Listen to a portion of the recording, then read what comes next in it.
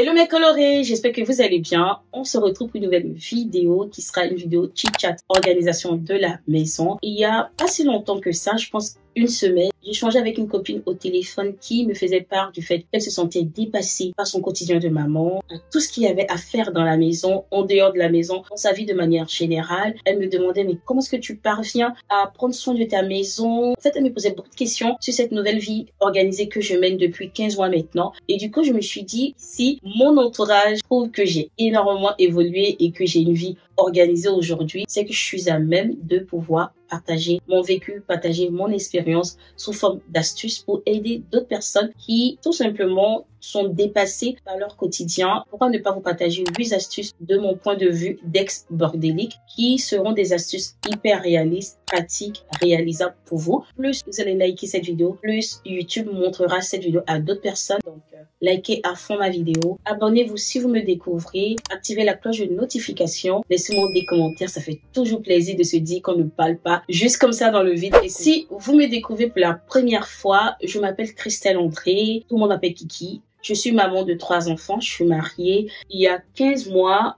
j'étais hyper bordélique. Au point où, pour moi, le désordre était mon quotidien. C'était une normalité pour moi. Ça ne me dérangeait pas. Je n'étais pas le genre de personne à vouloir tout ranger dès que les gens arrivaient, en fait. Tellement ça ne me dérangeait pas, j'accueillais des gens dans cette réalité. Je faisais appel à mes proches, à des copines qui étaient mariées comme moi, qui avaient des enfants, qui devaient venir m'aider à ranger ma chambre, ranger la chambre de mes enfants, ranger ma maison. Je faisais appel à mes tantes qui devaient venir m'aider pour la cuisine, pour le linge. Bref, pour vous dire que j'étais vraiment dépassée par mon quotidien. Et j'ai beau regarder des vidéos YouTube que je n'arrivais vraiment pas à trouver un lien, en fait. J'avais l'impression que ces personnes qui parlaient d'organisation, elles étaient déjà hyper loin et que moi j'étais vraiment sous-sol en fait. Donc j'ai eu vraiment du mal à me lancer et petit à petit j'ai fait un bout de chemin jusqu'à aujourd'hui. Ce n'est pas vraiment une astuce mais le premier point de départ qui est crucial pour un changement, c'est une prise de conscience. Tant qu'on ne réalise pas qu'on vit dans un désordre et que le désordre ne mène à rien et que rien de bon ne peut sortir d'une maison désordonnée, rien de bon en fait ne peut sortir, que ce soit pour votre couple, pour vos enfants, pour vous-même, en tant qu'épanouissement dans une maison chamboulée, vous ne pourrez pas changer. Il faut déjà admettre qu'il y a un souci et ressentir le besoin de changement pour même chercher des solutions en fait. J'aimerais faire un disclaimer en précisant que ce qui est organisation pour moi ne l'est pas forcément pour une autre personne. Il est important de toujours adapter les astuces, adapter les vidéos que nous regardons à notre réalité. Donc, je vous donnerai des astuces, mais n'hésitez pas à l'adapter à votre réalité en fait. Vous ne pourrez pas avoir une maison organisée en un claquement de doigts ou en une journée. Non. Donc, la première astuce que j'ai notée, c'est identifier vos priorités quotidiennes et se fixer des objectifs concrets. Je me rappelle que dans mes premières vidéos, c'était ma cuisine qui m'embêtait, qui m'enquiquinait. Ça m'énervait de voir la vaisselle sale des jours et des jours. Sachant que j'aimais pas faire la vaisselle, ça m'énervait de voir tout plein de trucs partout, des boîtes de céréales ouvertes, le sucre qui est resté ouvert, le couvert qui est là, ceci. Il y avait trop de choses dans ma cuisine. Et il y avait également mon salon, parce que bien évidemment, c'est la première pièce de vie en fait. C'est celle où on passe le plus de temps, donc le salon et la cuisine représentaient vraiment mes priorités.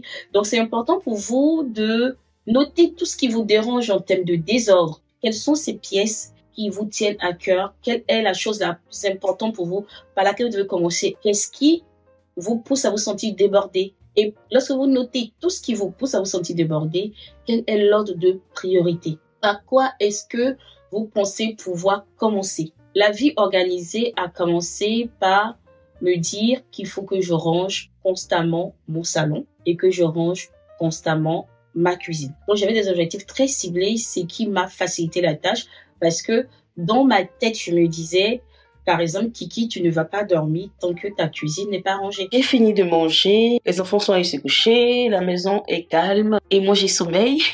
Ça aurait été avant, je serais allée me coucher sans faire de ménage et tout, mais là, je vais vraiment être sur la bonne lancée là. Je vais quand même faire un point de ménage. La deuxième astuce, c'est d'établir des routines et de faire de cela une habitude. Vous aimeriez avoir une maison propre ou le salon propre, le sol propre, bref, peu importe vos objectifs. Le truc qui est plus important, c'est de tourner ces objectifs en routine. À force de faire cette action, cette tâche, vous allez la faire rentrer dans votre quotidien. Franchement, n'hésitez pas à établir des routines pour ce que vous voulez faire en fait. On est bordélique, il y a quand même la flemme qui s'attache à nous. Donc, toute seule comme ça, il dit, j'établis une routine. Non, ça va pas le faire. Il va vous falloir utiliser des outils de gestion de tâches. Donc, si vous suivez mes vlogs, vous savez déjà que moi, je suis une fan de la To-Do List. J'ai téléchargé l'application Floret, qui est une application iOS qui est compatible qu'avec les téléphones Apple. Donc, si vous avez un Apple, je vous mettrai le lien en barre d'infos de l'application ou alors je vous mettrai tout simplement le nom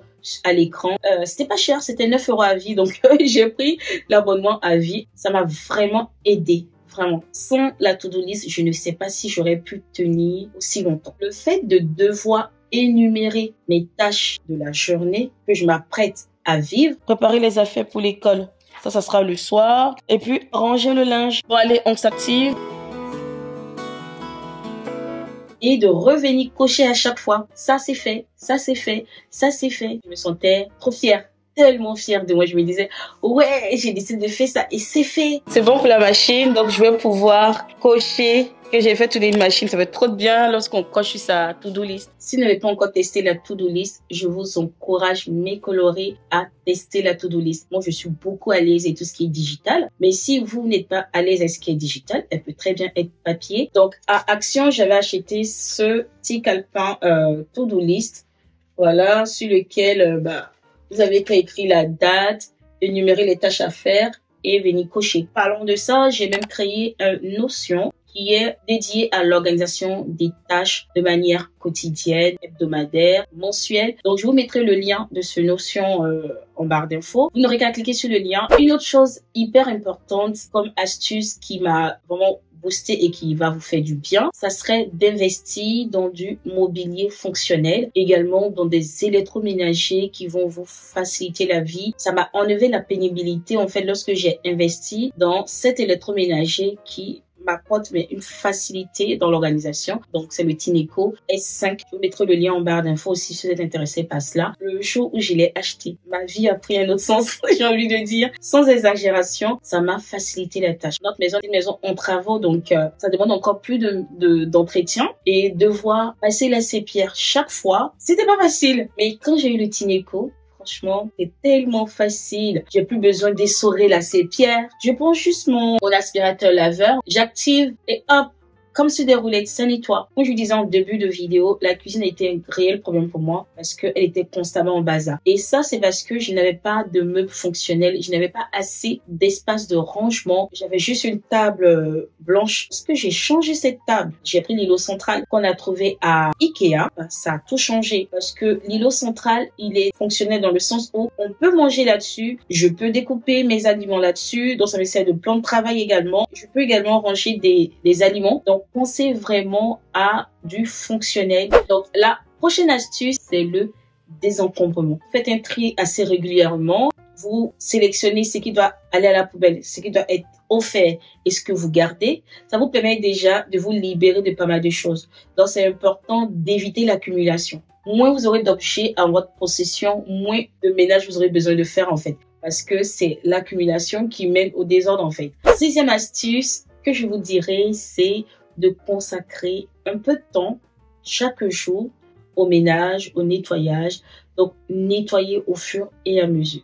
Ça, c'est un conseil que ma mère m'a donné et je l'ai appliqué et ma foi, ça fait la différence, notamment avec la salle de bain. J'ai de jeunes enfants, donc lorsqu'ils se brossent les dents, il y a soit des traces de dentifrice qui restent dans le fond de l'évier. Lorsqu'ils se lavent, il y aura de l'eau partout. Prends l'habitude de prendre une serviette, tu essuies pour que la baignoire soit sèche. Ça réduit l'humidité dans la douche. Quand un enfant sort des toilettes, je vais directement après lui, je vais nettoyer les toilettes que d'attendre, je sais pas moi, que les toilettes soient hyper sale, vous voyez. D'ailleurs, il y a cette astuce qui m'a beaucoup aidé à être réactive. C'était l'astuce de 1, 2, 3. Donc, je sais plus comment est-ce qu'on appelle ça, mais c'est une astuce qui vient des États-Unis. Donc, lorsque tu es en train de te poser des questions à savoir, oh, j'ai la flemme, non, réfléchis plus. Tu te dis 1, 2, 3, action. Surtout pour la vaisselle, parce que j'aime pas la vaisselle. Ou alors pour les tâches, les trucs que je devais faire automatiquement, donc sans réfléchir. Je me disais 1, 2, 3, action. Donc, ça faisait de cela un automatisme, en fait. À force de faire 1, 2, 3 actions, j'avais plus besoin de compter. Dès que je vois ça, je dis, allez, fais le réfléchis pas. Allez, fais le réfléchis pas. 7e étape qui est très importante, c'est de faire de l'organisation une affaire collective. Si votre maison est désordonnée, si votre maison est sale, vous n'êtes pas la seule fautive. Il y a forcément votre conjoint, les enfants. Tout le monde participe à créer ce désordre à la maison. Donc, pourquoi est-ce que vous devez être la seule à tout ranger? Je comprends que lorsqu'on fait le ménage, on a l'impression qu'on fait mieux que l'autre et que du coup, on a constamment ce besoin de passer derrière l'autre pour faire. Sauf que au bout de compte, il y aura un burn-out. Vous allez péter un câble aigri constamment envers votre mari, envers vos enfants. Comme m'a dit mon mari ce matin, quand je lui ai demandé, qu'est-ce que tu dirais depuis que je me suis lancée dans cette aventure de vie organisée? Il me dit, tu râles trop, que donc dès qu'on te voit, immédiatement, on va ranger les choses.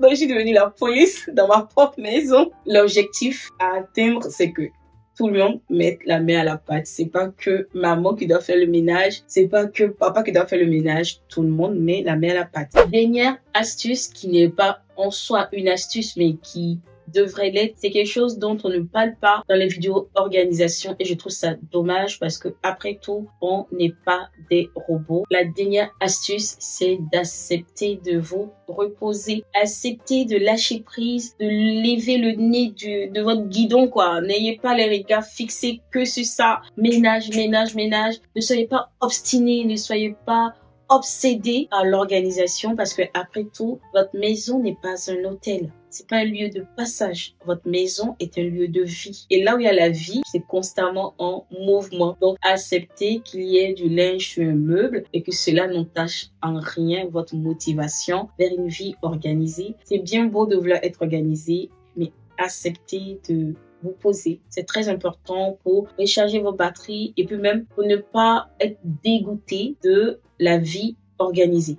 Voilà mes coloré. J'espère que cette vidéo vous aura plu. J'espère vous avoir motivé à aspirer à une vie plus organisée. Si vous êtes bordélique, n'hésitez pas à me laisser un commentaire, en fait, me dire si cette vidéo fait vraiment écho à votre quotidien. Il y a des personnes qui de nature sont très organisées, très maniaques. Donc si la maniaquerie c'est votre chose, et que vous avez une vie hyper organisée, quels sont les conseils que vous pourrez rajouter à cette vidéo? N'hésitez pas à me mettre des conseils qui peuvent aider d'autres personnes en commentaire. Ça ferait plaisir de vous lire. Et n'oubliez pas de liker la vidéo si vous n'avez pas fait. Abonnez-vous si vous me découvrez. Et puis, activez la cloche de notification pour ne rater aucune de mes vidéos. Je vous dis à très vite pour une autre vidéo. Au revoir. It is our glory for the blessings you give me. When she ran up on me so